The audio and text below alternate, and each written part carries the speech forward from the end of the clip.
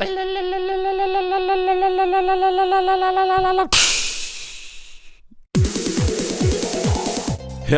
YouTube, Spazie coming at you, and Planty, obviously. Today we're gonna talk a little bit about Vayne and how I use this awesome AD carry of tumbleness and stealthiness and knockbackiness. I think that's a word. We're gonna talk about runes or masteries, and I'm also gonna show you guys some cool tips and tricks on how you can master this cool AD carry. But starting off, let's look at those abilities. Vayne's passive is called Night Hunter. Vayne gains 40 movement speed when moving towards nearby enemy champions. Now if you guys compare this to the passive of Sivers, a champion I did a video guide on previously, you'll notice that they are quite similar. However, Sivir gains more movement speed, but she actually has to hit her champions in order to gain the buff. Whereas Vayne only needs to see them in front of her. Night Hunter is extremely useful, especially when it comes to harassing in your lane, but we'll talk a bit more about that later. Her first ability is called Tumble, but most people call it, "Oh my god, it's completely impossible to hit Vayne with my skill shots! Ah!" Vayne tumbles a short distance, and her next basic attack within 6 seconds deals bonus physical damage. The bonus damage here is calculated on a percentage of Vayne's total attack damage. And it's a really original skill, and I'm gonna show you guys some cool things you can do with it later in this video. Her W is a passive called Silver Bolts. Vayne tips her bolts with rare metal, toxic to evil things. The third consecutive attack or ability against the same target deals an additional flat amount of damage, plus a percentage of target's maximum health as true damage. Now true damage, just in case you didn't know, is damage that is dealt regardless of target's magic resist or armor. Just like Feast, the ultimate of Cho'Gath, or Olaf's Reckless Swing. The attack count of this passive is kept internally on each target. However, if you for instance attack a target twice and then switch to another target, the stacks will reset. Her E is called Condemn. Vayne fires a huge bolt, dealing a flat amount of physical damage and knocking her target back. If they collide with terrain, they will take additional physical damage and will be stunned for 1.5 seconds. So this ability is really cool. It has two effects. The first effect is when you hit them with a projectile. The second effect occurs if they are stunned into a wall or any other terrain. And it's important to note here guys that each of these effects deal a flat amount of bonus physical damage, but they also deal extra damage based on a 0.5 per attack damage scaling. Get both of these effects on one target and it will hurt. And her ultimate, Final Hour. Readying herself for an epic confrontation, Vayne gains increased attack damage, stealth during tumble, and triple the bonus movement speed from Night Hunter.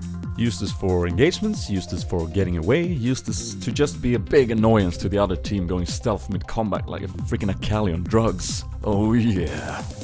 A lot of Vayne players I see out there level their Tumble first, and I do think they're not getting the most out of this character. I think this has to do with the fact that people don't realize how much damage they could do with a single E-spell if they knock them into terrains. It's basically a free kill if you get a gank and manage to knock them into the wall. However, I do realize that if you're going top against a melee character, you might want to keep your distance with Tumble and maxing it for cooldowns. But I almost always max E first, Q afterwards, W last, and always grab your R when it's up. Alright, let's look at runes and masteries. Masteries, standard stuff for me here, AD carry wise.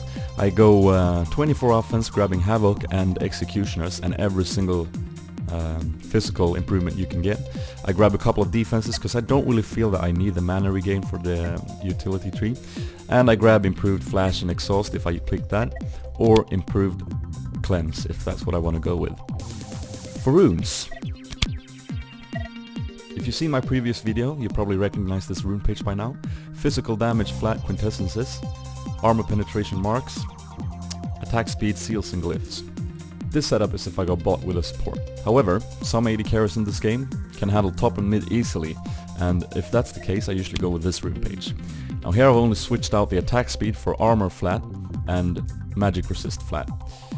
Now, I'll seldom feel that I need mana regain on my carries. A lot of people likes to switch out these yellows for mana regain, and I understand that you can spam your skills more. However, if you're cautious about your mana bar and use your skills efficiently, you won't have to have the mana regain, and thus you can have the armor instead, which you benefit a lot from early game. And magic resist is always nice. Starting off, you probably want to get some boots of speed and health pots if you don't have any sustain for your support. However, if you do, grab a Doran's Blade. On my first trip back I usually grab Berserker Greaves and maybe a Vampire Scepter for some lifesteal, which I can then upgrade to a Rigor's Lantern if I feel like I need great sustain to survive the laning phase. As always guys, there's not a single build that works every single time, so try and think one step ahead and alternate your build if it's needed. However, I usually have two options that I go with. I either rush a Black Cleaver for the attack speed and armor penetration, the damage from this item makes it a solid choice, and the attack speed helps me get more hits off my W. Or, if I feel like it's gonna be a long game, and I have some decent farm and a good start, then I go for the Infinity Edge. This is the item that will grant you the most endgame damage. Also, Vayne's attack range is not the greatest, so being able to burst targets down really quickly in the mid-game really helps. After that, getting a Trinity Force or a pair of Phantom Dancers will really put your damage where you want it to be. And at this point, it's probably time to invest in some defenses. Frozen Mallet is just great for health and hunting down targets using your Night Hunter. Of course, a Guardian Angel and a Banshee's Veil never hurts.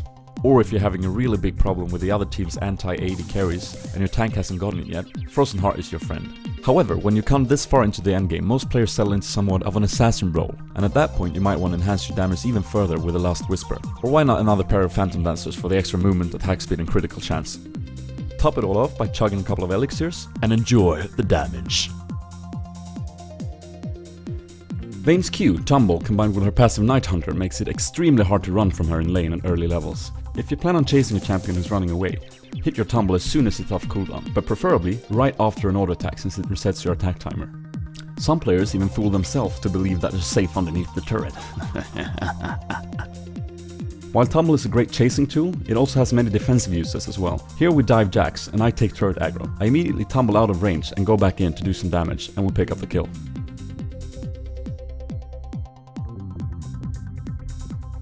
Try and learn how to predict your enemy's next move. Here Sivir flashes for me and tries to nuke me down with Boomerang Blade. All I've got to do is tumble to the side and she wasted her flash. I've already mentioned that Vayne's passive in combination with Tumble will make it extremely easy to keep at it to a fleeing enemy. Even more so if you have activated your ultimate final hour. Here I use Flash in combination with Tumble to pick up a kill on a fleeing Blitzcrank. To prove to you guys how much damage you can get by leveling your E, here's a little clip how a level 8 Sona handles level 10 gank. Always take advantage of people underestimating your E damage. Try and get the upper hand by using wards and clairvoyance. And also, always try to aim for positioning yourself so you can hit them with both of the effects. I play top and my allies calls out as Skarner's invading our jungler. I head to him immediately and tumble into position so I'll definitely hit him into the wall. For this! Don't be picky when using Condemn. You don't have to knock them into the wall. An enemy turret, for instance, will do just fine.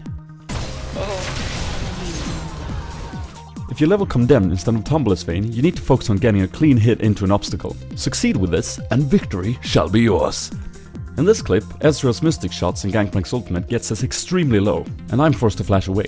Nunu foolishly dives though, so I exhaust him and knock him right into the wall. The damage from the turret and my Condemn is too much for him to handle, and suddenly we came out ahead. Condemn can also be used to let Rammus know that his Powerball is completely useless. Another cool thing about Condemn is that it will almost always guarantee you another auto attack after it's used, even though the target might be out of range. Here I burst on Sivir with a lucky crit, Condemn, and one more attack, even though I didn't actually hit her into the wall. That's all the tips I got to give you for this guide to Vayne. Hit that like button if you enjoyed watching this. Feel free to subscribe so you don't miss the next guide coming out. And Planty would like me to inform you guys that if you haven't seen my other guide yet, make sure you check that one out as well. The link is on the top left. So that's it. Thanks for watching. This has been Spazie, and I am out. Toots!